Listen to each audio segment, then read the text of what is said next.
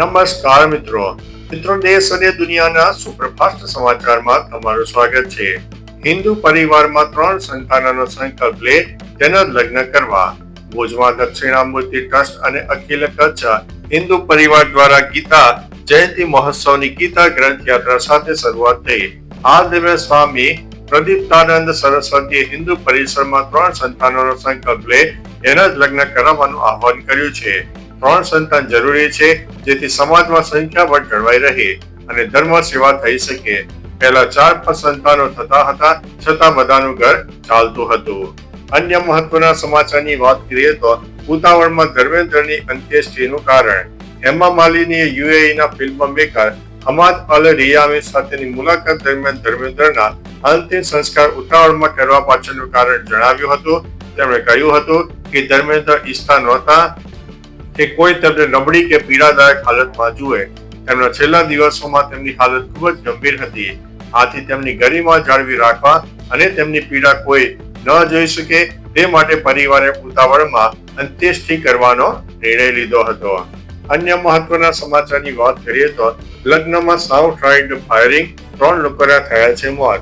પંજાબના લુધિયાણામાં એક લગ્ન સમારોહમાં ગેંગ વોર મેદાનમાં ફેરવાઈ ગયું। કોન્ટ્રાક્ટર વરિન્દર કપૂરના ભત્રીજાના લગ્નમાં અંકુર ગેંગ અને શુભમ મોટા ગેંગના સભ્યો વચ્ચે થયેલી બોલાચાલીએ ઉગ્ર સ્વરૂપ ધારણ કર્યું। બંને તરફથી લગભગ 60 રાઉન્ડથી વધુ ગોળીબાર થયો, જેના કારણે લગ્ન સમારોહમાં ભાગદોડ મચી ગઈ।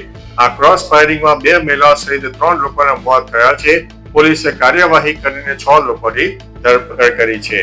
અન્ય મહત્વના સમાચારની વાત કરીએ તો સરકારે બધી મોબાઈલ કંપનીઓને તેમના નવા ફોન સરકારની સાયબર સુરક્ષા એપ્લિકેશન સંચાર સારથી પ્રીલોડર સાથે વેચવાનો આદેશ આપ્યો છે।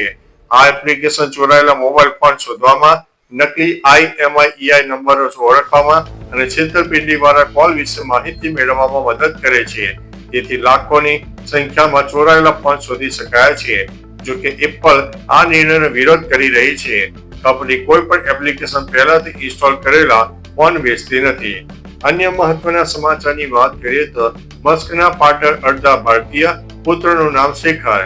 સ્પેસએક્સના CEO એલન મસ્કે જણાવ્યું છે કે તેમના પાર્ટનર સિવન જીલિસ અડધા ભારતીય છે અને તેમના પુત્રનું મધ્ય નામ શેખર છે। આ નામ નોબેલ પુરસ્કાર વિજેતા પ્રખ્યાત ભારતીય અમેરિકન ખગોળ ભૌતિક વિજ્ઞાની સુબ્રમણ્યમ શેખરના નામ પરથી રાખવામાં આવ્યું છે।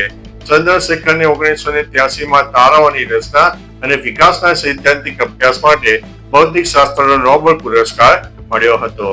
અન્ય મહત્વના સમાચારની વાત કરીએ તો મૈથિલી ઠાકોરે મૈથિલીમાં શપથ લીધા। બિહારના સૌથી નાના ધારાસભ્ય અને લોક ગાયિકા મૈથિલી ઠાકોર વિધાનસભા પહેલા સત્રમાં મધુબની ચિત્રોપાડી પીળી સાડી અને મૈથિલી પરંપરાગત પાઘડી પહેરીને પહોંચ્યા હતા। શપથ લેતા પહેલા તેમણે કહ્યું કે આ તેમના જીવનનો એક નવો અધ્યાય છે અને જનતાના વિશ્વાસ પર ખરા ઉતરવું તેમની ટોચની પ્રાથમિકતા રહેશે। ગૃહની અંદર તેમણે મૈથિલીમાં શપથ લઈને બધાનું ધ્યાન ખેંચ્યું હતું। અન્ય મહત્વના સમાચારની વાત કરીએ તો સરકારની આ એપ બની છે નંબર 1। 30 દિવસમાં 50,000 ફોન પાછા મળ્યા। ભારતના સરકારના સંચાર સારથી પોર્ટલે મોબાઈલ રિકવરીમાં મોટી સફળતા મેળવી છે। ઓક્ટોબર મહિનામાં માત્ર 30 દિવસમાં 50,000 ખોવાયેલા મોબાઈલ ફોન રિકવર કર્યા છે। મે અને જૂન મહિના કરતા 47% વધુ છે। ડોટના રિપોર્ટ અનુસાર અત્યાર સુધીમાં 7 લાખથી વધુ મોબાઈલ શોધી કાઢવામાં આવ્યા છે। તેલંગાણા, કર્ણાટક અને મહારાષ્ટ્રમાં સૌથી વધુ રિકવરી થયા છે। અન્ય મહત્વના સમાચારની વાત કરીએ તો ખેડૂતોનું પેકેજ વર્સિસ સંઘવીની ટૂલકીટ। ગુજરાતમાં વિપક્ષના મુખ્ય મુદ્દાઓથી ડાયવર્ટ કરવામાં હર્ષ સંઘવી અને સરકાર સફળ રહ્યા છે। મેવાણીના પટ્ટા ઉતારવાના નિવેદન પર સંઘવીએ પ્રતિક્રિયા આપી છે, જેથી કોંગ્રેસની જન આક્રોશ યાત્રા ખેડૂતોના મુદ્દેથી ભટકીને દારૂ પર ચડી ગઈ।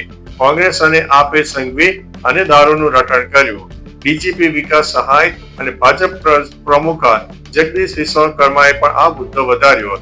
સંઘવીની આ ટૂલકીટથી ખેડૂતો મુદ્દે અભરાઈએ ચડ્યો છે।